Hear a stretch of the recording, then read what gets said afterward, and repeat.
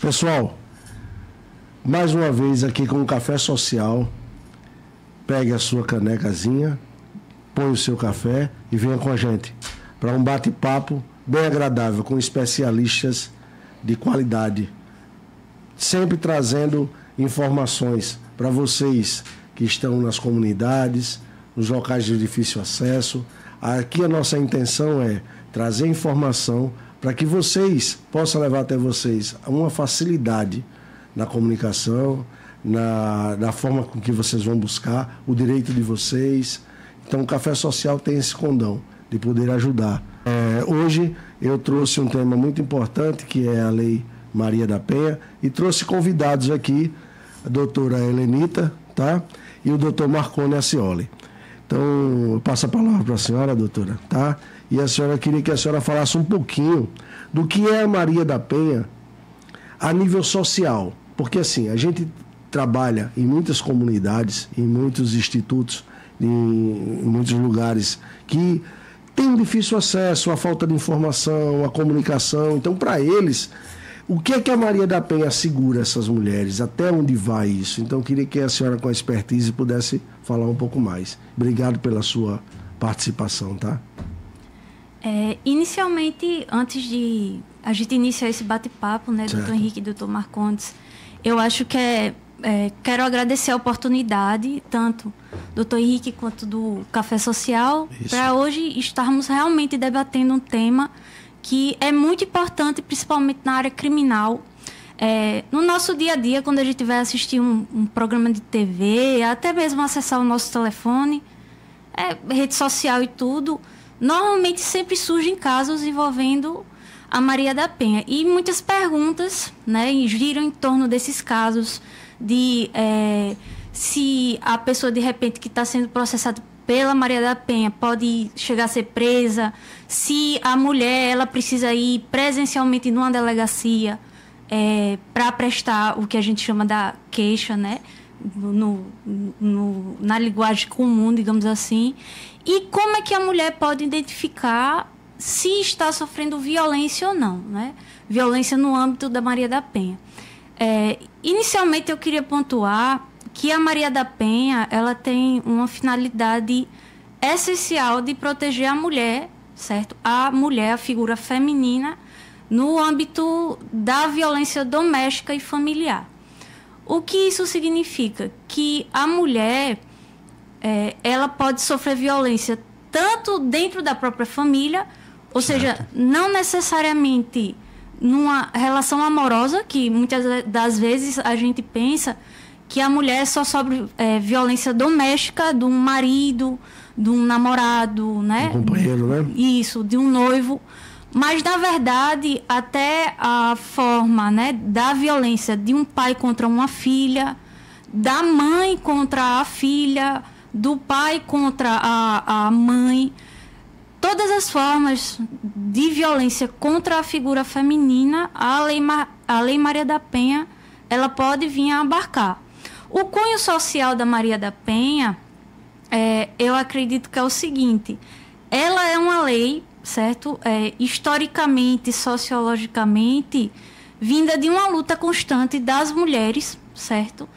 Para que o próprio Estado lhe conceda mecanismos de evitar esse cenário que é perpetuado, né, culturalmente, da questão da mulher ser submissa, ser propriedade, e que hoje, não só através da Maria da Penha, mas pelo nosso próprio ordenamento jurídico, por exemplo, com a própria Constituição Federal, hoje, certo, nós temos uma igualdade entre homens e mulheres, exato, estampado no artigo 5º, certo?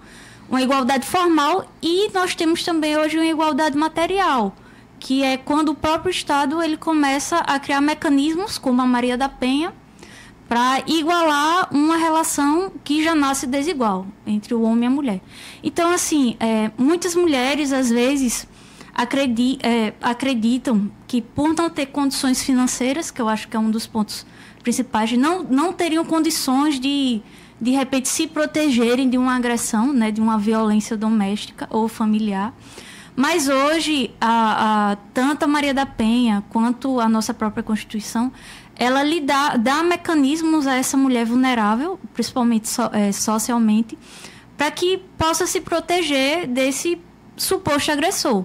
Então, por exemplo, se houver uma mulher que esteja sofrendo esse tipo de violência no contexto familiar, doméstico, e não tem condições de pagar um advogado, ela pode recorrer a uma defensoria pública, que o defensor público vai acabar recebendo ela, vai verificar se realmente aquilo procede e vai tomar as providências cabíveis para o caso. O advogado, ele também pode atuar digamos assim, num status social, que é o que a gente chama de um patrocínio pro bono, né? Que não tem nenhum problema. Isso. E também, assim, se da mesma forma que o defensor público, o advogado, ele vai tomar as providências necessárias para proteger a mulher nessa situação de violência. E se a mulher, de repente, não chegar a procurar um defensor, um advogado, as autoridades públicas, delegado de polícia, próprio promotor de justiça, podem acabar recebendo, né, essa mulher nessa condição para tomar as medidas necessárias. Certo. Mas eu lhe pergunto, antes de passar a pergunta, fazer essa pergunta à senhora, deixa eu apresentar o doutor Marconi Acioli. Doutor Marconi, na sua visão, o social, para essas pessoas que estão na miserabilidade, tá? Numa situação de sistema de dificuldade, o que é que o senhor vê como suporte para essas mulheres? Essas mulheres, elas são as que mais sofrem a Lei Maria, a agressão por ter medo, por ela não conseguir prover o seu próprio lar. Como elas não conseguem prover, elas ficam convivendo forçosamente com o agressor. Por isso que a Lei Maria da Penha permite que um vizinho faça denúncia, um parente próximo, ele termine fazendo essa denúncia, e os institutos que cheguem nessas mulheres para promover cursos rápidos para que elas possam angariar seu dinheiro, conseguir fazer cursos como manicure, cursos de cabeleireiro, cursos que são até mais simples, são trabalhos complexos, obviamente, mas cursos mais rápidos, para que elas possam conseguir o seu dinheiro. E assim, quando você começa a receber o seu dinheiro, até nós homens também, nós nos sentimos mais seguros. Essas mulheres em estado mais de vulnerabilidade, elas terminam se sentindo inseguras de denunciar o marido. Qual é a primeira ação que o juiz toma ao saber? Expulsar o marido de casa. E o que é que sai na cabeça da mulher? Se ele sair de casa, ele não vai bancar mais, não vai pagar as contas, eu não vou ter dinheiro para que os meus filhos comam, eu não vou poder pôr comida em casa, não vai ter energia. Essas coisas básicas que nós sabemos que é extremamente necessário, a água, a energia e a comida, tornando ela não submissa, mas uma escrava de verdade, né? Dessa pessoa, desse agressor, não merece nem ser chamada de homem, desse agressor, ele termina promovendo esse tipo de... perpetuando nesse tipo de relação viciosa e tóxica, fazendo com que isso agrave, né, nas comunidades mais carentes. Entendi. Então, doutora, eu olhei aqui o seu currículo fantástico. Eu nem citei no início, lhe peço até permissão agora para poder falar, porque assim, até para mim é espantoso uma jovem, uma senhora, entendeu? E com tantos cursos, com um currículo assim, digo que invejável. Peço agora uma parte para poder mostrar quem é a pessoa que está aqui, entendeu? Doutora Helenita mestranda em Direito Público na Universidade Federal de Alagoas, pós-graduada em Direito Previdenciário e a Prática Previdenciária pelo Centro Educacional do Renato Saraiva, graduada em Direito Penal, Processo Penal Universitário na IMA, graduada em Direito do Centro Universitário de Maceió, membro da Associação do Conselho Nacional de Pesquisa e Pós-Graduação em Direito, membro da Liga Acadêmica de Direito Criminal. Fantástico, fantástico seu currículo. Para uma pessoa na sua idade, entendeu? Isso me deixa lisonjeado em poder estar lhe entrevistando e dando essa participação, assim, porque o café social, como o doutor Marcondes colocou, ele tem esse condão de poder ajudar essas pessoas de miserabilidade, de vulnerabilidade. Essa pessoa que tem medo, muitas vezes, porque, como ele falou ali de sorte, a mulher pensa, muitas vezes, em continuar sendo massacrada, torturada, humilhada e tantas outras coisas.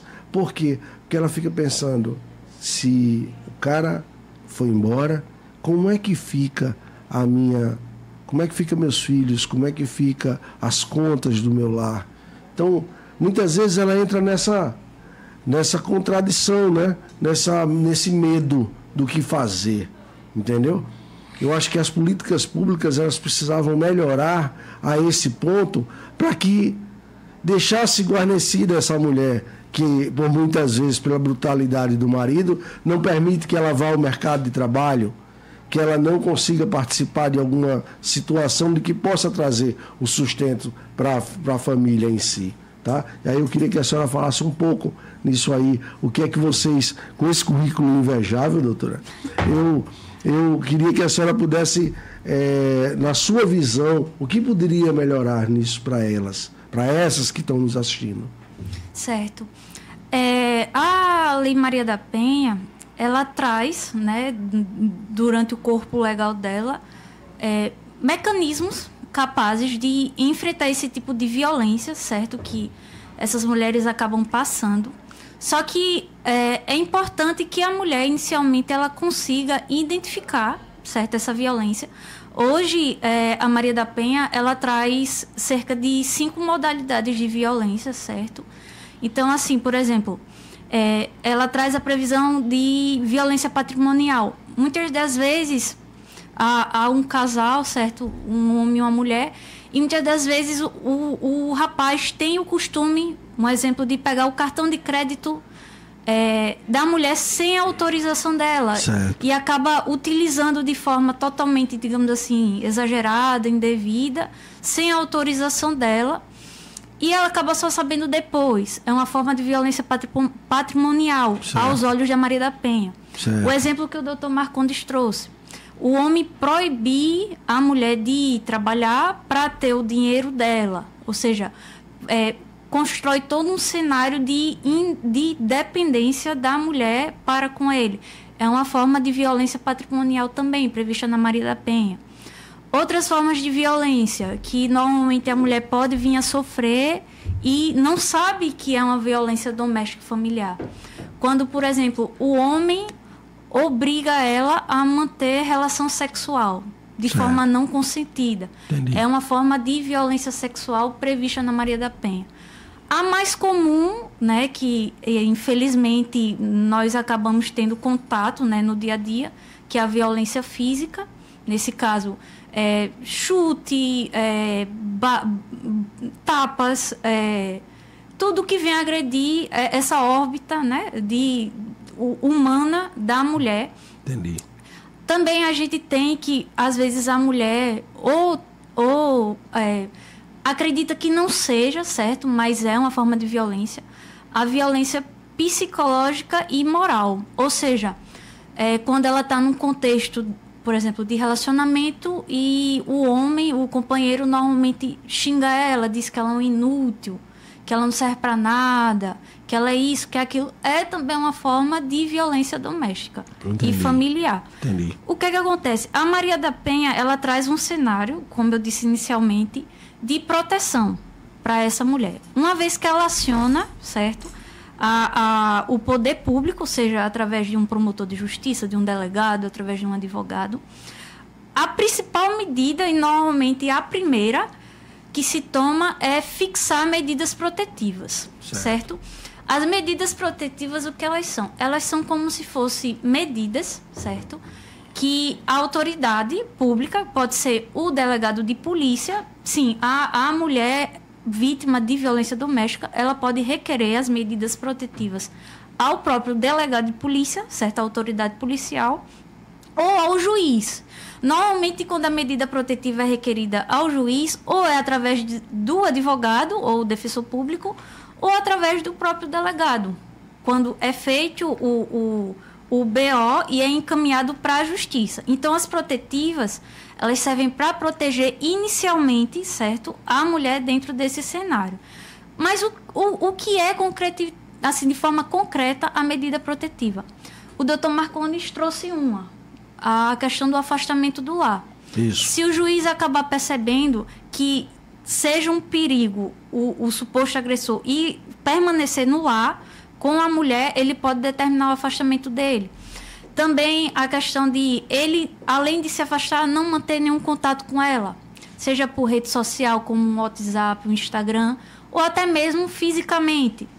Ou limitar a questão dele frequentar certos lugares que a mulher também frequenta. Por exemplo, ele sabe onde a mulher trabalha. Ela trabalha, por exemplo, num salão de beleza, num supermercado. E o juiz ou o delegado pode acabar determinando que ele permaneça distante, né, a uma certa distância, de certos locais de trabalho também. É importante pontuar que, recentemente, a gente teve até uma novidade em relação a esse suporte da Maria da Penha, que é o que ficou, né, que todo mundo conheceu como um auxílio aluguel. Isso. Que é quando, por exemplo, no cenário que o doutor Marcondes trouxe, a mulher é dependente, vamos dizer, totalmente financeiramente do companheiro, e ela não quer permanecer na casa. De repente, ela quer ir para um outro lugar. E ela pode requerer, certo, para o próprio juiz, a concessão desse auxílio aluguel, que ele pode ser fixado até 1/3 do salário mínimo, para ajudar a mulher nessa questão de um novo lugar, né, para iniciar a vida, ou para se manter afastada do suposto agressor. Então, licença, doutora. Pode falar, doutor. Então, preste atenção nessa informação fantástica que a doutora acabou de colocar. Mulheres que estão sofrendo com abusos, com pressões, certas situações, como colocou o doutor Marcondes aqui. Fiquem atentos. Vocês existem a possibilidade de requerer via ou defensoria ou um advogado a concessão de uma que eu não sabia, um benefício que garante a vocês essa condição de poder se manter longe desse companheiro. Então, doutora, no caso, 1/3 do salário, isso? Isso. A gente, né, caso o advogado requeira, o defensor, a mulher pode até conseguir 1/3 do salário mínimo de valor como um auxílio aluguel. Claro, como é um auxílio, normalmente tem um caráter temporário. Enquanto, por exemplo, o processo, né, que com a Maria da Penha vai ter um processo perdurar. Certo. Fantástico. Fantástico. Uma excelente informação, doutora. Principalmente para esse pessoal que vive nessa questão, assim como o Marcondes falou, tem muita gente que se mantém dentro de uma relação, os filhos muitas vezes assistindo coisas bárbaras, tá? A gente tem exemplos aí, não tem muito tempo, você viu o rapaz no Dia da Mulher, né? Aniversário aniversário dela, né? Com o ex-companheiro vai lá e tira a vida dela. Nós tivemos agora o julgamento do caso da Joana, entendeu? Que esse rapaz, o Arnóbio, ele veio tirar a vida de forma estúpida, né? Uma forma bárbara e com muita violência em si, né? Então, assim, é muito interessante para essas mulheres ficarem esclarecidas a ela a condição que elas têm, o suporte que elas têm do governo, entendeu? Da máquina pública em si. Aí eu lhe pergunto, quando essas medidas, elas sofrem essa situação, como a senhora colocou, às vezes o abuso patrimonial, às vezes a violência própria doméstica, propriamente dita, mas aí o que acontece? Qual seria o caminho dessas nossas ouvintes? Qual seria a forma que ela teria para garantir isso nela? Como é que ela chegaria até ela? Ela precisa ir até a delegacia? Ela precisa se dirigir lá? Ela precisa... Porque tem umas situações também vexatórias, doutora. Então, como é que a senhora vê nesse âmbito? Certo. Normalmente o que acontecia era a questão da mulher nessa situação de violência, como até o doutor falou, se dirigir, né, presencialmente até ou uma central de flagrantes ou uma delegacia e promover a questão da queixa, né, de relatar à autoridade policial os fatos que tinham acontecido e tudo. Só que hoje, graças à evolução tecnológica, né, que ganhou até bastante força depois da pandemia da Covid, 2019, hoje é totalmente possível, inclusive aqui no estado de Alagoas, a mulher que venha sofrer esse tipo de violência da Maria da Penha, ela realizar o boletim de ocorrência via online. Então, a gente tem hoje o suporte da delegacia virtual aqui do estado. Certo. Então, da própria casa, da própria residência, seja do telefone, no computador, a mulher pode relatar os fatos e a autoridade policial vai tomar conhecimento através da delegacia virtual. Ou seja, de repente a mulher não, assim, por se sentir de alguma forma humilhada, que não é para ela se sentir desse jeito, porque o que muitas das mulheres que sofrem esse tipo de violência, elas se acham culpadas, certo? Então, não, ele me bateu porque eu merecia. Isso tudo não, nenhuma forma de violência, principalmente doméstica e familiar, ela se justifica. Então, de repente, se a mulher não quisesse, né, ir até presencialmente, há essa possibilidade dessa ferramenta dela prestar esses fatos da própria casa, e também tem a possibilidade de, digamos que ela tenha acabado de sofrer uma violência, por exemplo, física, doméstica, ela pode acionar a própria polícia militar, né, através da Patrulha Maria da Penha, para que se compareça ao local também. Então, assim, há outros mecanismos, além de comparecer presencialmente, para se tomar esses tipos de medidas necessárias, a depender do caso. Então, a senhora me diz hoje que as nossas ouvintes, elas têm uma possibilidade que é, através da via remota, através de um celular, através de um tablet, de um computador, ela tem condições dessa delegacia virtual. E isso, doutora, em qualquer lugar que ela esteja, em qualquer município que ela esteja, ela tem essa possibilidade de acesso a essa delegacia virtual? Tem sim, doutor Henrique. Ela pode, seja como o doutor falou, um telefone, um tablet, um computador, pode até pedir auxílio de um filho, né, de um irmão, para poder levar ao conhecimento do Estado o tipo de violência que ela sofreu. Então, hoje ela não precisa necessariamente comparecer a uma delegacia ou uma central. Se ela não quiser fazer de forma remota, ela tem também a possibilidade de comparecer ou à Defensoria Pública, certo? Se ela não tiver condições de pagar um advogado, ou até mesmo pelo próprio advogado, certo? Que quando o advogado criminalista ele atua na Maria da Penha, ele tem uma função essencial, que é a de promover a proteção da mulher, certo? Principalmente, como a gente conversou anteriormente, através das medidas protetivas. Entendi. E passando agora a palavra para o doutor Marconi, o senhor teve nesse último julgamento, né? Teve. Do Arnóbio. Na sua visão, como é que fica tudo o que foi acontecido, desfecho, ocorrido? O que é que o senhor viu em tudo isso? Qual a sua visão a nível? a respeito do Arnóbio em si, ele já tinha um comportamento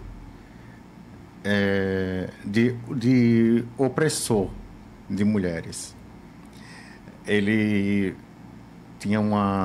teve um relacionamento anterior ao da Joana, no qual a mulher fugiu, e disseram que ele a oprimia também.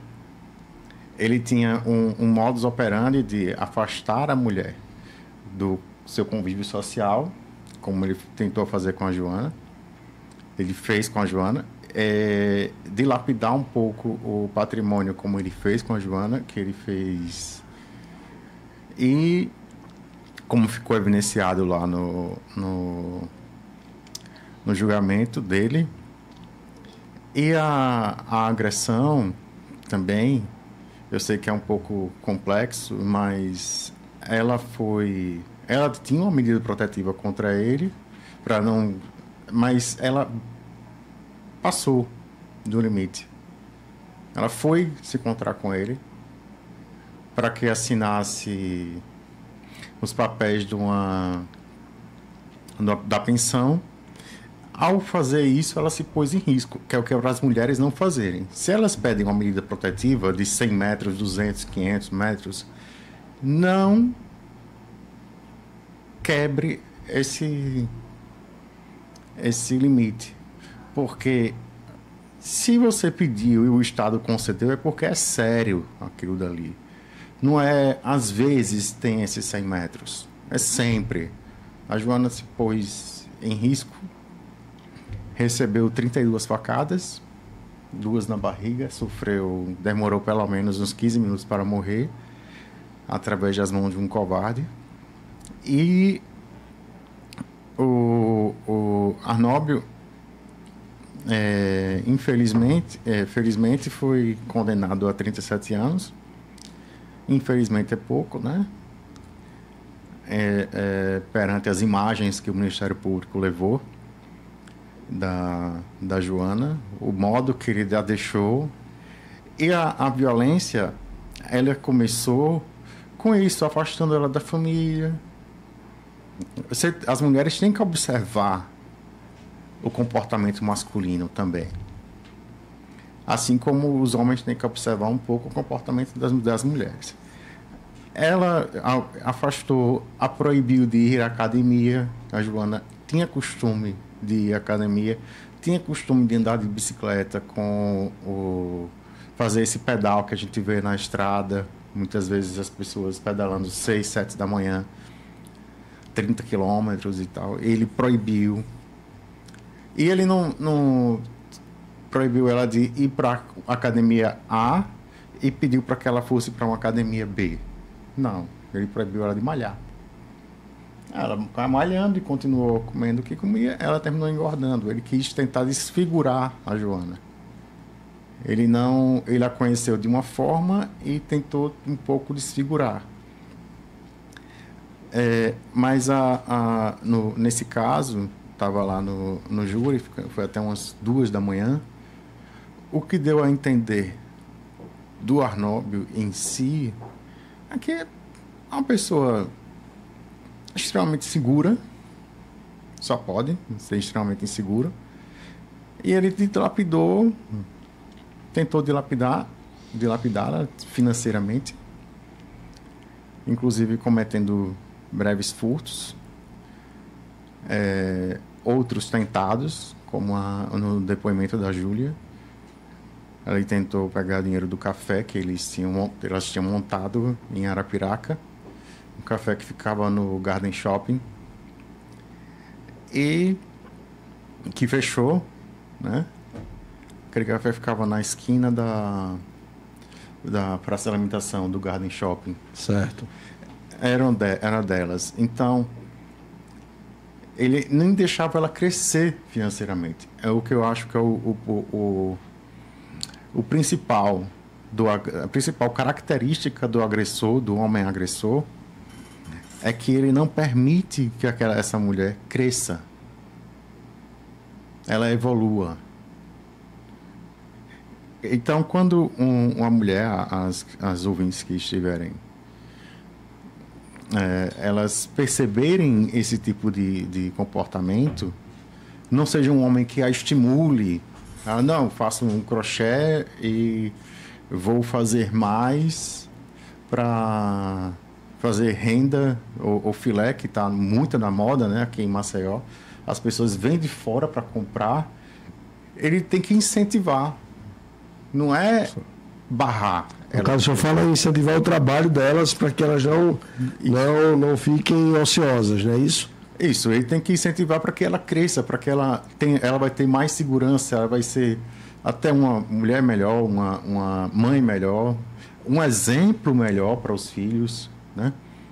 E o Arnóbio, ele não foi um cara... Era um cara que ceifava de todos os lados.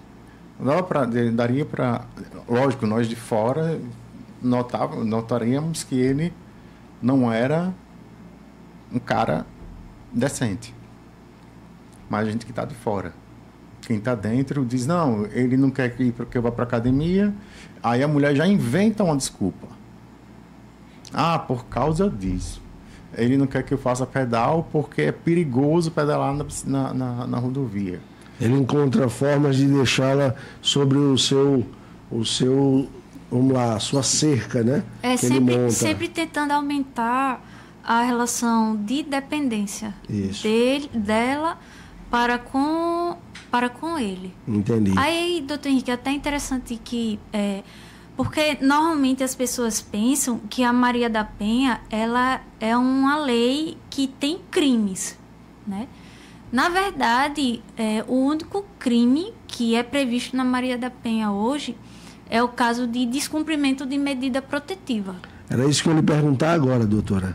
Que é, inclusive, até o que o próprio doutor Marcondes, ele introduziu. A questão assim, se o juiz, de repente, vinha fixar uma certa distância para que o suposto agressor fique em relação à vítima, se ele vir a descumprir, a vítima tomar conhecimento, ela pode, por exemplo, acionar a Patrulha Maria da Penha, ou até mesmo comunicar ao advogado, se ela tiver um advogado, e o advogado comunicar ao juiz.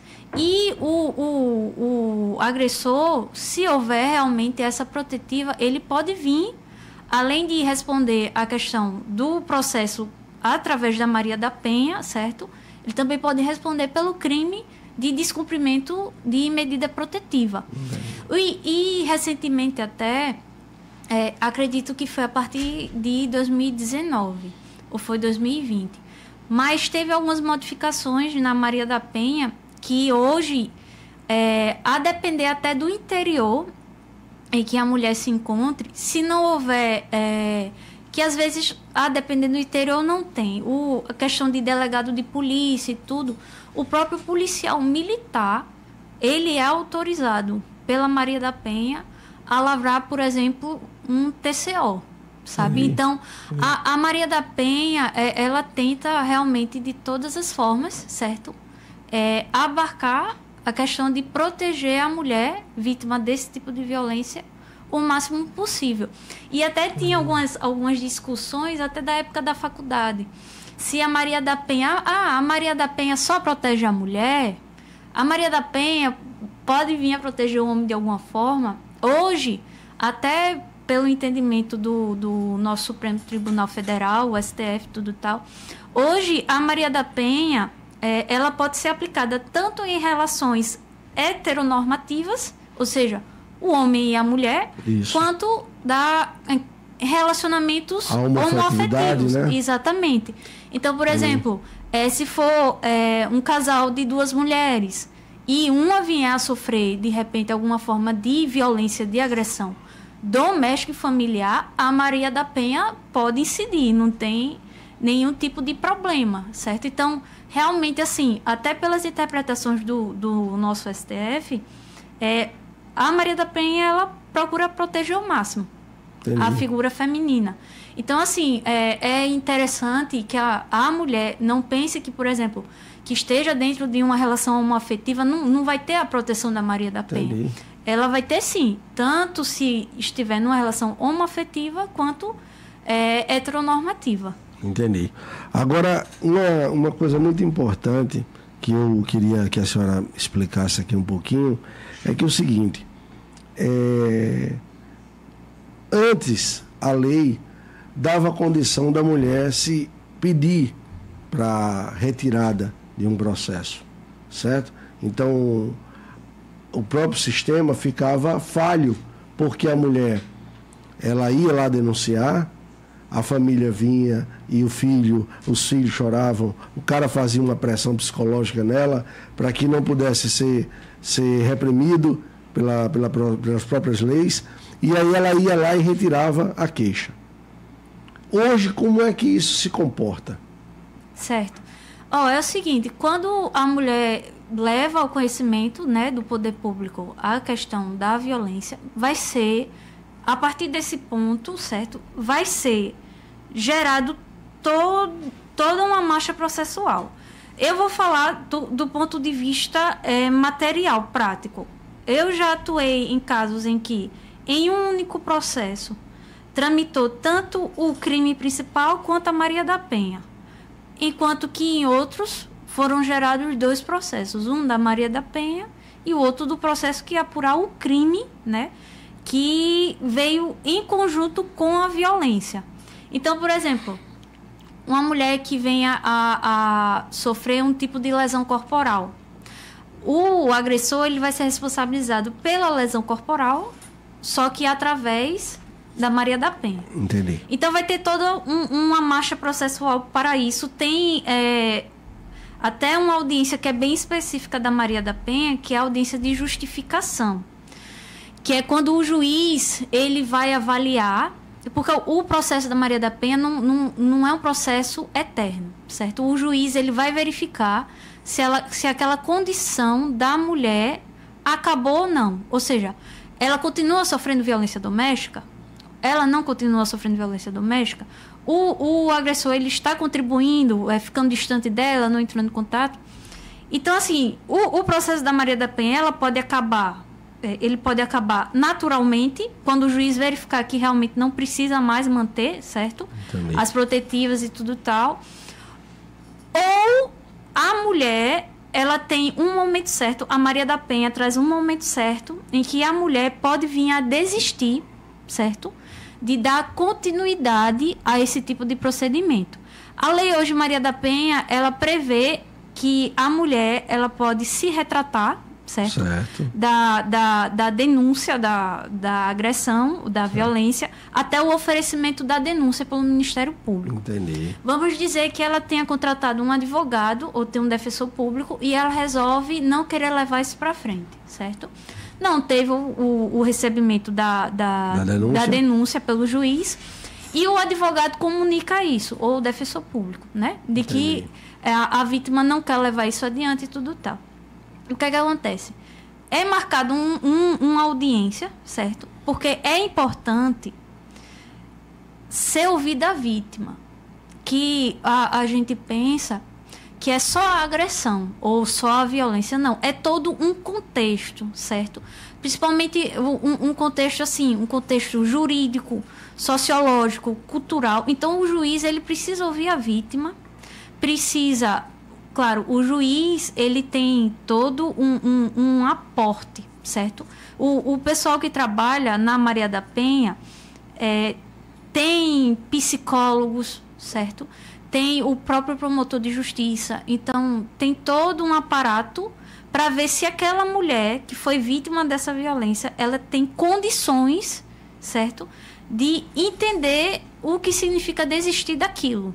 Entendi. Mas se o juiz vinha verificar que realmente ela quer desistir, né, lembrando desse marco temporal, que é o recebimento da denúncia, se ela quer desistir, se realmente é isso que ela quer, que ela não está sendo influenciada, que ela não esteja sendo ameaçada. Isso. Por exemplo, tem o processo de Maria da Penha, mas o agressor de repente entra em contato com ela e pede para ela desistir, que ele errou, que não ia fazer isso novamente e tudo tal, ou que de repente ela não tinha dado motivos, quando, como eu até disse, a questão de violência não é ter motivos, né? Qualquer forma de violência A gente não Mas pode aí, tolerar. doutora, uma pergunta que eu lhe falo, que os telespectadores, as pessoas que estão a nos ouvir, eles querem entender um pouquinho disso aí.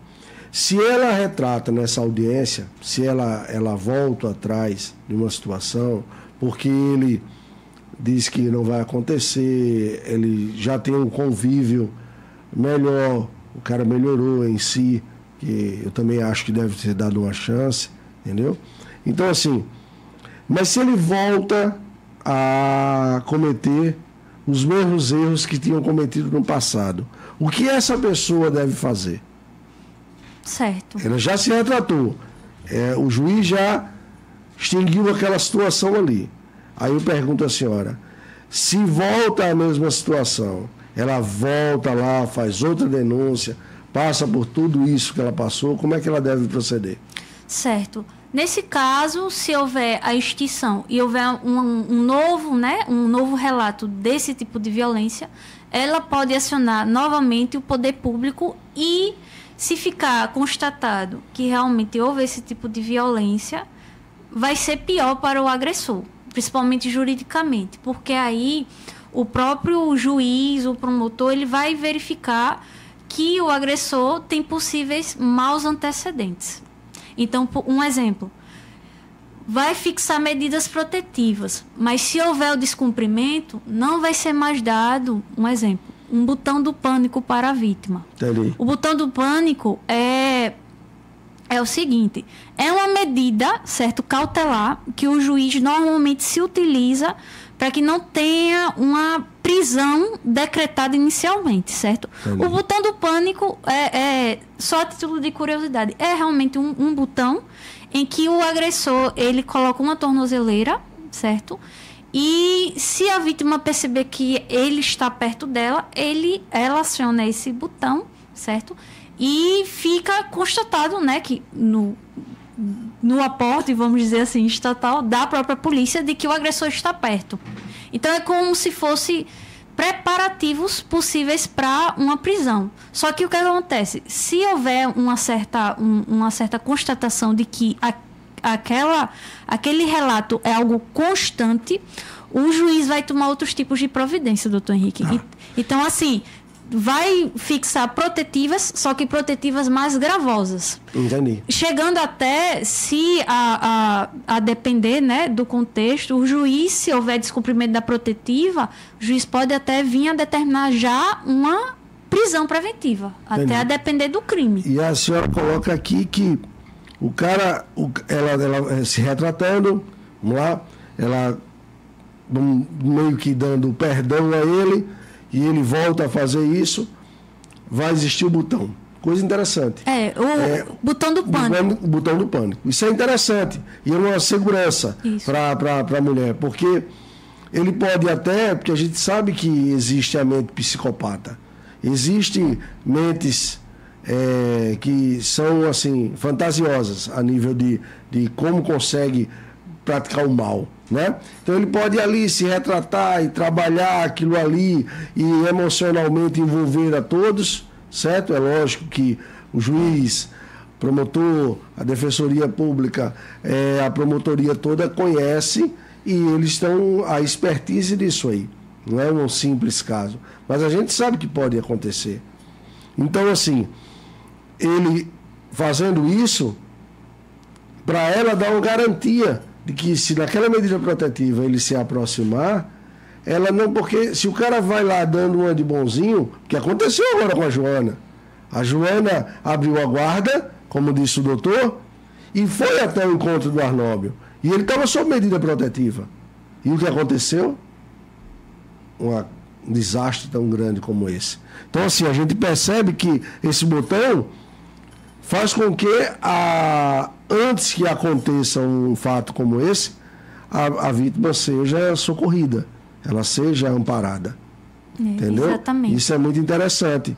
Então, é bom a gente colocar, só ter colocado isso de sorte aqui, para aqueles que não conhecem, que não tenham esse aparato que existe hoje da polícia, entendeu? Da justiça e toda a parte governamental, que dá esse suporte à mulher. entendeu? Porque, como o doutor falou, as mulheres elas sofrem diversas situações, principalmente no Nordeste, né?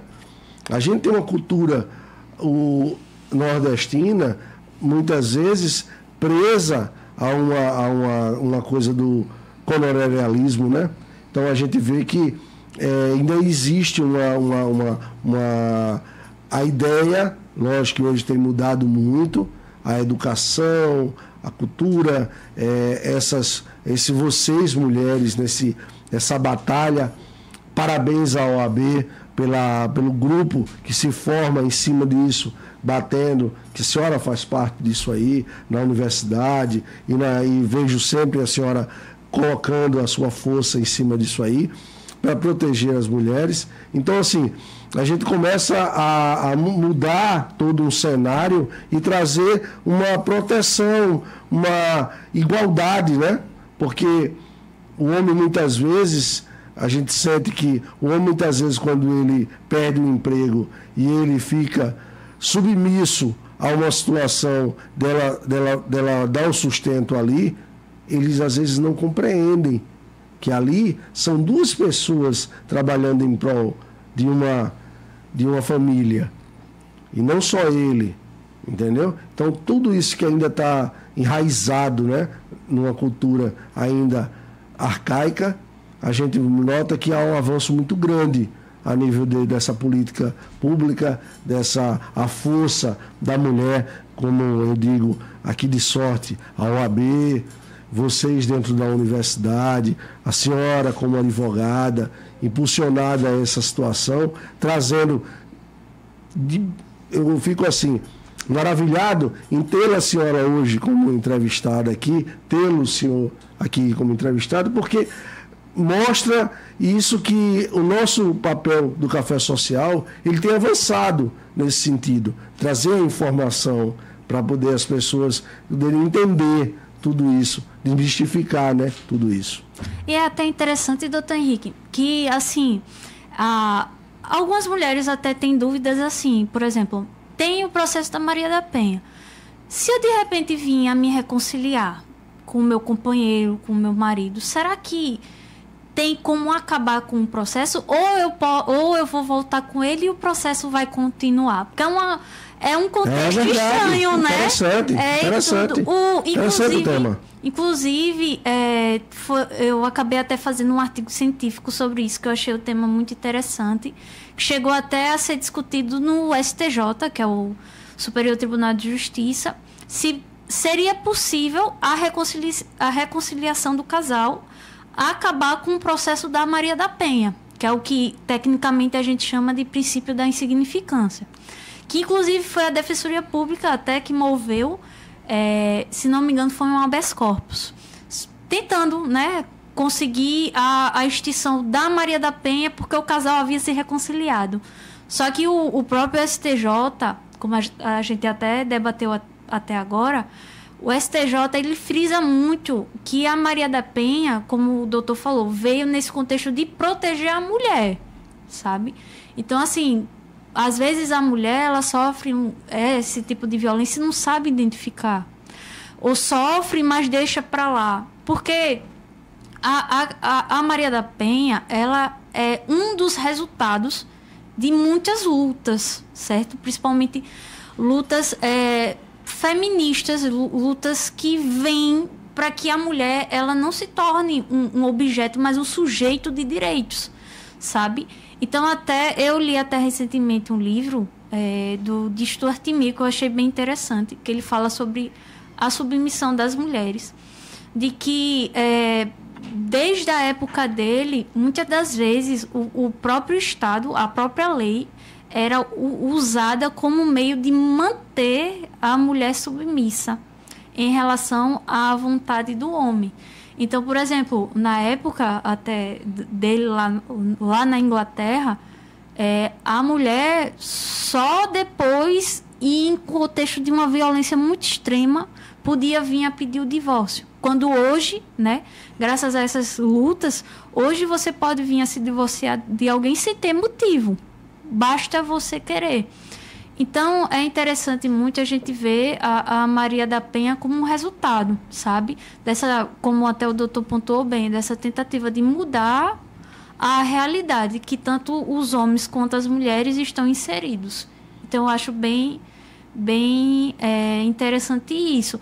E um outro ponto que muitas mulheres também têm dúvidas, sabe, doutor Henrique?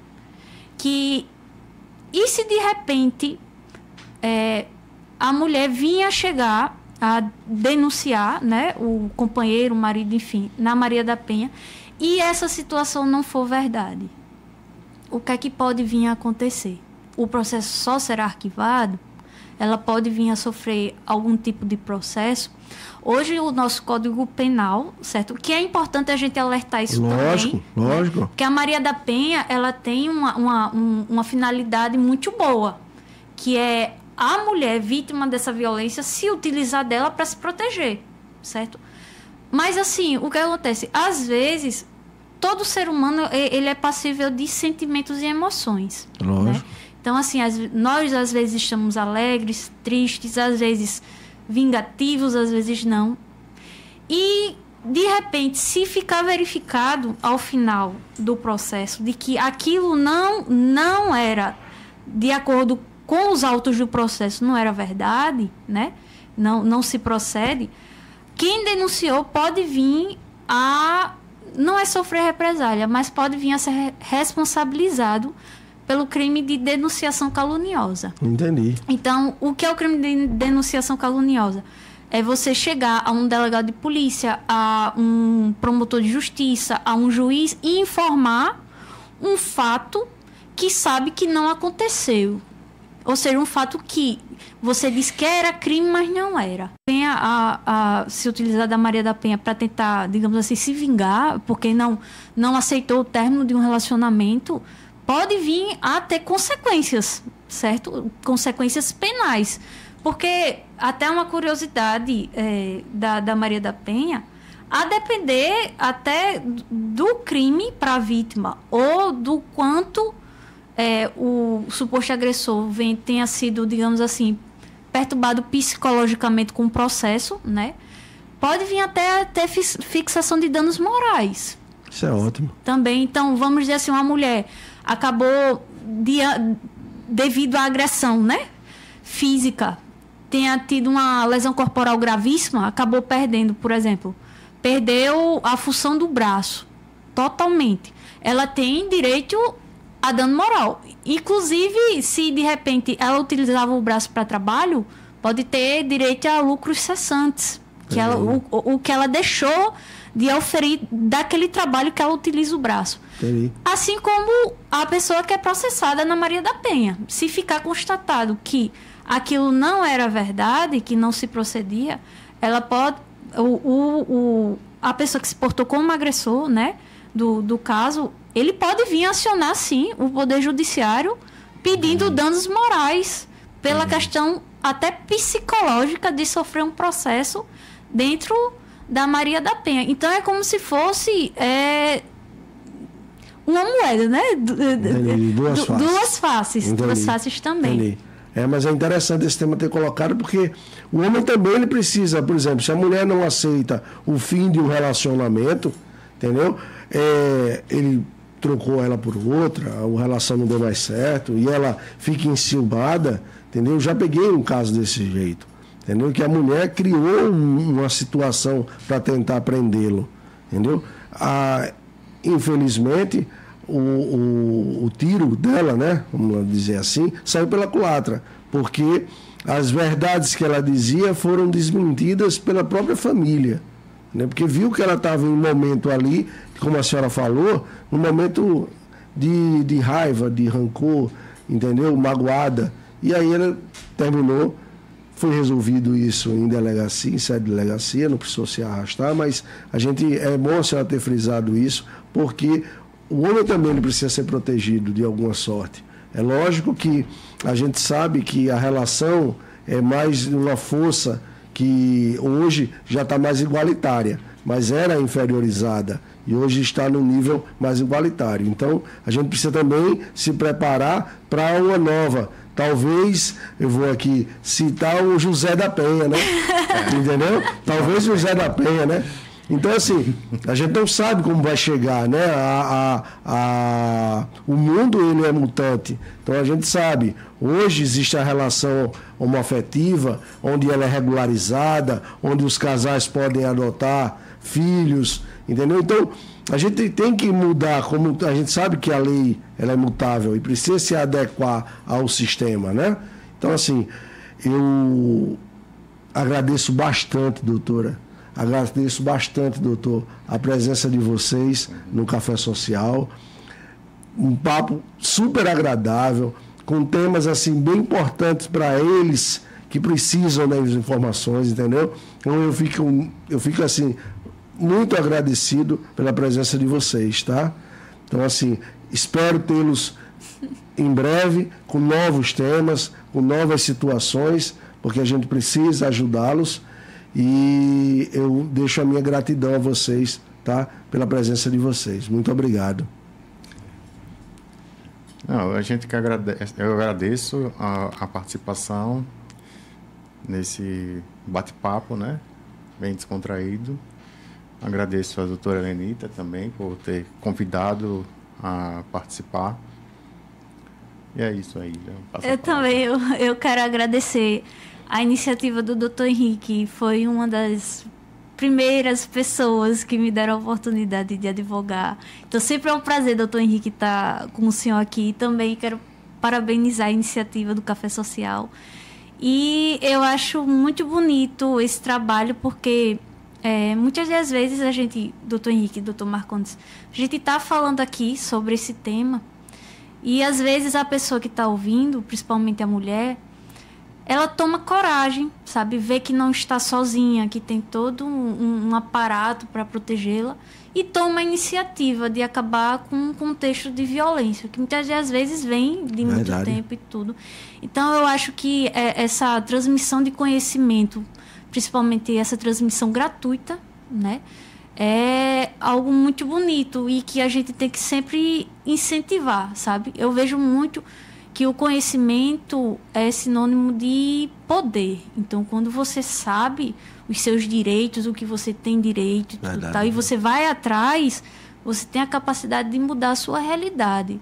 E, às vezes, não só a sua, mas, por exemplo, dos seus filhos, de não conviver nesse contexto de violência. Verdade. Então, eu só tenho, assim, a agradecer o convite e, assim, a participação, a iniciativa, tudo.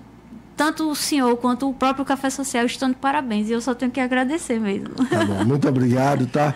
E vocês, se tem alguém passando por dificuldades, repassa esse vídeo, reposte ele, publique, compartilhe, entendeu? Porque outras pessoas precisam, como disse a doutora, às vezes nesse momento estão sofrendo com violências domésticas e não sabem o caminho. Então, assim, gratidão a vocês, tá? Muito obrigado e espero ter de novo esse bate-papo com vocês, uma outra. Tá joia? Tá joia. Obrigado a todos.